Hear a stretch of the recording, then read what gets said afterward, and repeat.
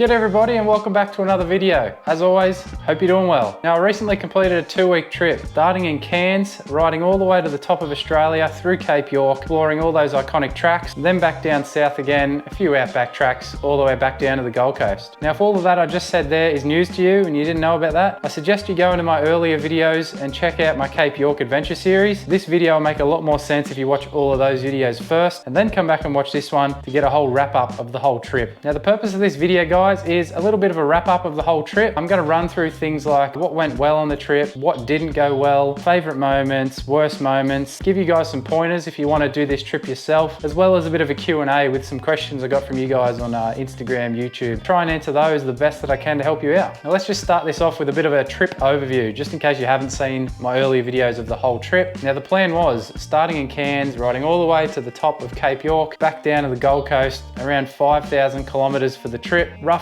2 weeks for the entire trip, myself and Lance as well, both shipping our bikes from my home on the Gold Coast, Lance shipping his from Sydney, all the way up to Cairns, and then we'd fly into Cairns and meet up before setting off on this journey. Now along this trip we'd be ticking off plenty of the iconic tracks: Old Telegraph Track, the Frenchman's Track, Darky Track, the Creb Track, Old Coach Road. They're a bunch of the big name tracks up in the Cape York area. We wanted to tick all of those off, so they were all in the planning of this trip. Now I was hoping to have the exact kilometers traveled for this trip, but unfortunately my speedo broke just out of Emerald on the way home. Did around 700, 800 kilometers from there. I don't exactly know the exact number of kilometers we'd done, but it's around the 5,000 mark anyway. Now it ended up being 13 days in total for me, from Cairns all the way back home to the Gold Coast. 8 nights of that was camping and the other 5 was accommodation in a room of some sort. Now we had all types of riding conditions on this trip. We had everything from the slippery clay on the Creb Track, plenty of water crossings, heaps of dust, rocky stuff along the Old Coach Road, and then we had the outback tracks, more dust but nice smooth fast traveling stuff. So we had a bit of everything. We had the hot conditions while we're up in Cape York. Some of those days there got to the mid-30s, which from some of the locals we talked to was pretty hot for that time of year. But then obviously on the way back down south we had some cooler conditions as well. The only thing we didn't have, which we weren't complaining, was rain. We didn't want any rain, but a little bit of rain would have been nice on those dusty tracks. So that's a basic overview of the trip. First thing I want to tick off here and give you guys an insight into, because I know a lot of you have asked me this, is the cost of the trip. Probably a pretty important one, I guess, when planning something like this, something that might turn a lot of people off. Some people might not actually be able to afford to do this depending on where you live around the country. It can get pretty pricey. So I've actually jumped into my bank account and I've done some sums. So from the point of me actually getting to Cairns and doing the entire ride to home, I spent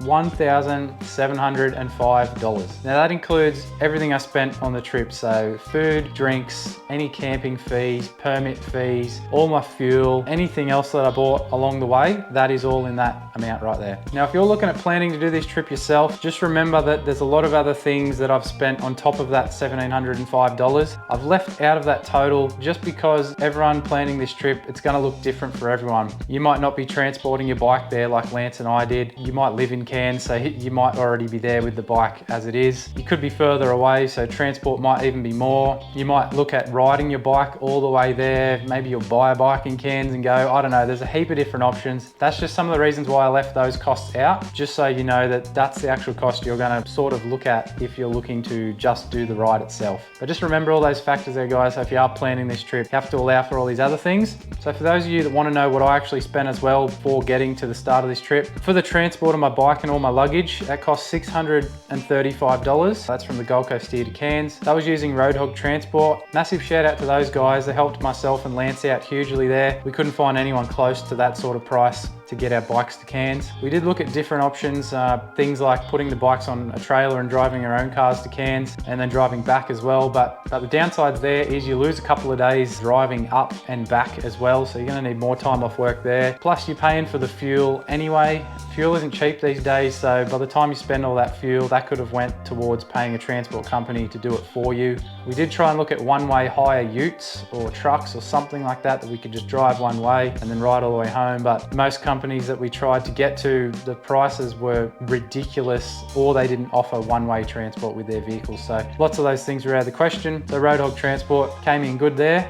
And then also for me, I had to get a plane ticket from Brisbane to Cairns. That was $180. That's why I've left those things out, guys. It's going to be different for everyone. Obviously, Lance paid more transport being from Sydney. He paid more for a plane ticket. So just factor all those things in. And then also you've got to factor in whatever you spend on the bike. So I spent plenty of money on the bike before I went, just all the maintenance, replacing some parts, adding some new parts, things like that, even riding gear, some extra camping gear, changing things out. So I spent plenty more money there. It never ends. It's always an expensive trip. So all up in total, I don't exactly know what I spent on parts and gear and everything. The first thing that I've listed here is the timing of this trip. Now what I mean by that is when we booked this trip in, Lance had time off in school holidays, so I had to jump on board with that as well. At first I was a bit hesitant. Obviously school holidays usually means everywhere is busy because that's when most families and people get out and travel. So I thought the Cape was going to be extremely busy, but surprisingly we had a really good run. I think we were in the middle point of Queensland holidays ending and New South Wales holidays starting. Unless a lot of people just weren't going to Cape York at that time of year, I'm not too sure, but all the locals we talked to kind of said it was down from the years previous of numbers of travellers. So we had a really good run. We thought the old Telegraph track was going to be packed with four-wheel drives and we'd be dodging cars everywhere, but it really wasn't that busy. So the timing of that was actually perfect, as well as timing it with the weather.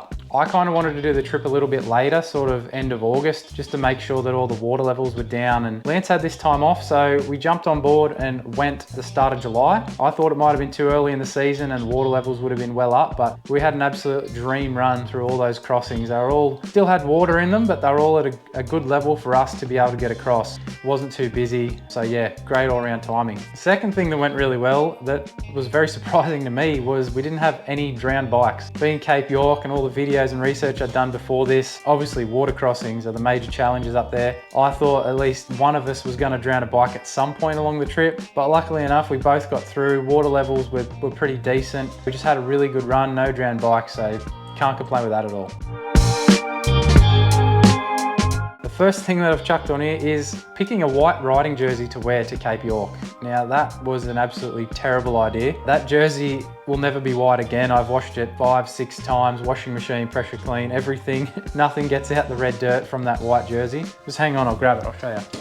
So this is it here, the O'Neill's jersey. Hopefully you can see that on camera there, but yeah, it's just red, patchy. It's never coming out. I feel like I should frame it and put it on the wall. Bit of a memory from Cape York. So just a quick shout out to Dirt Fair. After they seen that my jersey was ruined from the Cape trip, they sent me out a few of their different jersey designs, guys. I haven't had a chance to get out, unfortunately, for a ride and chuck these things on to show some love to Dirt Fair, but yeah, they've sent me 3 different ones here of their jerseys. All really, really good designs. Can't wait to get out and wear them. That's what happens when you wear a white jersey to Cape York. They come back red.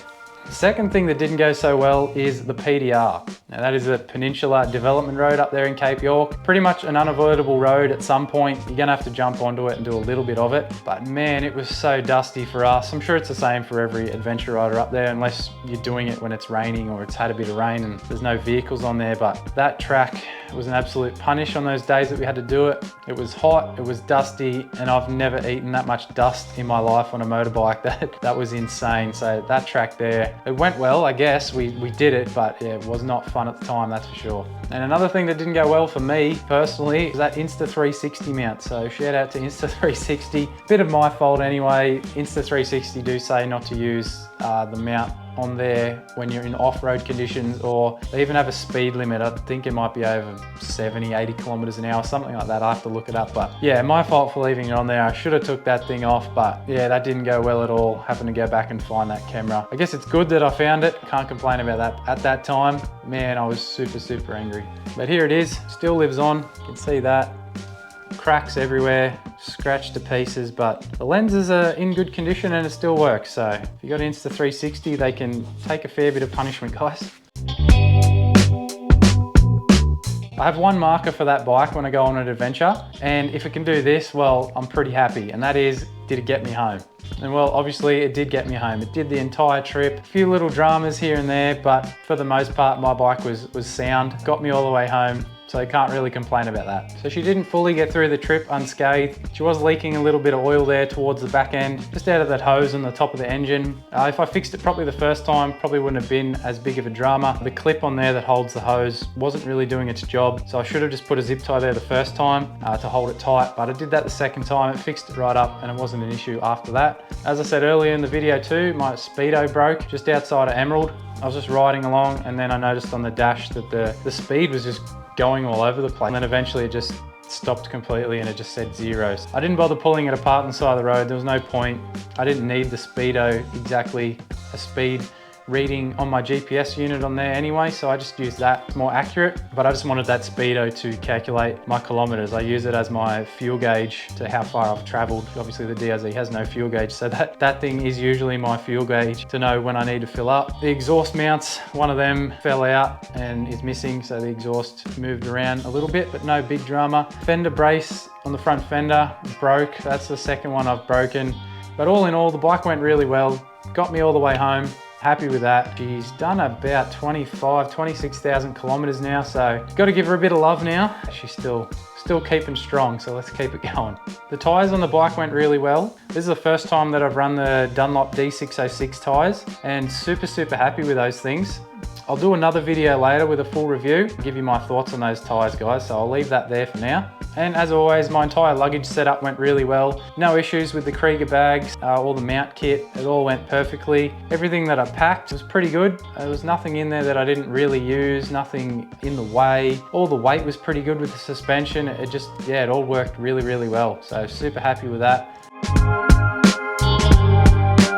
We'll start it off with a happy one. We'll kick off with the favorite moment, but it's not exactly a moment, guys. It's pretty much throughout the entire trip. But what I've gone and picked here is that I got to do it with another person, another like-minded bloke. Lance does YouTube as well, loves the adventures like I do, rides the same bike, is into all the same sort of things as I am. So we both got on like a house on fire. We obviously hadn't met in person until we both landed in Cairns at the airports. Who knows, we weren't really sure what we were gonna get. If the other bloke was gonna be an idiot and it was gonna be a long 2 weeks, but it turned out to be awesome. Lance is an awesome guy, and I really hope we get to do another ride together soon. That was my highlight of the trip. Being able to experience all that stuff with someone else made it way more enjoyable than just being solo like I usually am. Now the worst moment of the trip, guys, if you've seen all my videos, you probably know what I'm gonna say here. It involves Lance as well, and that is when Lance's bike died and it gave up 150 kilometers out of Hughenden. Obviously that put a massive downer on the trip. We had completed majority of the trip when this happened. I guess you could look at the good point of that it didn't happen the day after we left Cairns or something like that. We still got to complete most of the trip and most of the things that we wanted before that actually happened, but did put a downer on the end of the trip there, not being able to finish the last 3 days with Lance. I wanted to show him a few tracks as we got closer to the Gold Coast, but with losing him there, I wasn't really feeling it on the way home. Kind of dodged all those explorations and kind of just beelined back home, but we got out of that pretty well in the end, I guess. Helped Lance get to Hughenden and then he sorted himself out. So jump over to his channel if you want to see how he got himself out of that mess. It was a pretty big one, downer on the trip, but yeah, we got out of that in the end pretty well, I think. Gone through some questions that you guys gave to me on Instagram and on YouTube and Facebook as well. Just got a few here that I'm going to quickly answer to try and help you out. Now the first one here that I got a few times was, what maintenance did I do to the bike while on the trip? I didn't really do a whole lot. Obviously every morning before we'd get on the bikes, we'd both go over our bike and do a bit of a quick check, make sure there's no loose bolts, make sure all our luggage is on properly, check the tire pressures, all the general things like that. Lance had some chain lube in his bag as well, a little can, so he'd let me borrow that. Just give the chain a quick hit with chain lube, check the oil. I probably only did that every 2 or 3 days, but towards the end of the trip when I actually noticed it was losing a bit of oil, I was checking that every day, even sometimes twice a day just to be sure. So really happy that we both took along some oil. But other than that, didn't really do any other maintenance. The bike was pretty sound. That's all I really did, guys. No full oil change. The DRZ is good for 5,000 Ks for a trip like that without changing the oil. You're done fine. Now, would I do it solo or is it better to go with someone? Now, if I had no option to go with anyone, I would do it solo. You can't wait around forever if you want to do these rides. Sometimes you have no other choice. If you want to do it, you just have to go solo. So I definitely would attempt it solo if I had to. It would have made it more difficult, especially in the remote areas. You're always worrying about breakdowns. Water crossings, doing them on your own is more scary in my opinion. Like if you drop the bike in there on your own, especially if it's a deep one, you've got to get it out on your own. Obviously, it's always good to just have someone with you to help pick lines and obviously help you with holding the bike up should you need it. I would have done it solo if I had to, but obviously if you have someone to go with or a couple of people to go with, it's always going to be better and more enjoyable to go with someone else. What have I done to the suspension? Now I got the suspension on this bike done last year when I went and done the Simpson Desert trip. I got the spring in the back upgraded for my weight and the luggage, and I also got new springs in the front and revalved as well. It worked perfectly for this trip. For my weight and all that luggage on the back, yeah, it worked really, really well. Will you and Lance ride together again? I don't know. We don't have anything planned, but I would say yes. I'd really like to. As I said, Lance is an awesome bloke and loves the riding like I do and videoing stuff and making these videos like I do as well. So a lot of common interests there. Had a great time on this adventure, so I don't see why we wouldn't on any other ones. Don't have anything planned, but I'd definitely like to plan another big adventure ride shortly with Lance and yeah, see what we can organise and go have some fun. Last question that I got to you guys is, what's the next big adventure? As I just said there, no plans yet. Nothing locked in, but I would love to do another high country trip early next year. The last time I went down there, I took the Tenere and did a ride with Ride ADV, like a group organised ride. But I'd really love to take the DRZ down there and go and explore everywhere that I want to explore as well, whether that's on my own or if I can line up Lance or even someone else down that way to come along for the adventure. I'll see what I can organise. Nothing locked in yet, but that is something I want to do. Obviously, I want to explore the Flinders Ranges at some point, so that could happen next year. Nothing is planned or locked in yet, but there's a few options there that I'm looking at. So that's it, guys. That wraps up the Cape York wrap up. Such an awesome trip. If you haven't been to Cape York on a bike yet, I suggest you get to planning, guys. So much fun up there and you will not regret it. You'll have an awesome time. So thanks as always for watching, guys. If there's any questions that I didn't answer for you, chuck them down below in the comments. I'll do my best to help you out. Hit the like button if you did enjoy this video, guys, and subscribe to the channel if you haven't already. But I'll see you next time, guys. Ride safe.